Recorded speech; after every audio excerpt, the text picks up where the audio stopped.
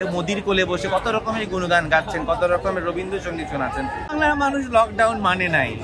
সারা বিশ্ব যখন কলাপস করেছে তখনই লকডাউন মানে নাই। আর এখন এই অনলাইন লকডাউন বাংলাদেশের মানুষ মানবে? আপনার তাই মনে হয়?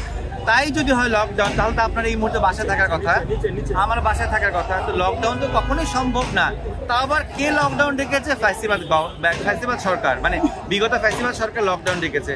তারই ফলপ্রসূ আজকে দেখেন এই যেখানে, এটা তো সম্ভব না।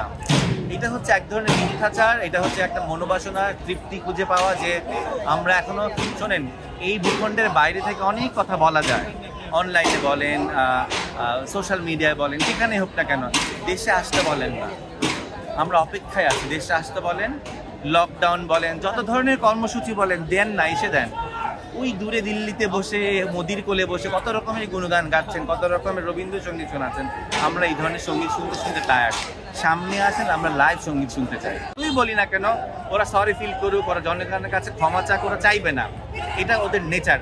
শুধু আওয়ামী লীগের মূল কোরামের লোক না, যারা আওয়ামী লীগকে মনে মনে সাপোর্ট করে, তাদের সাথে কথা বলে দেখেন, একই সুরে কথা বলে।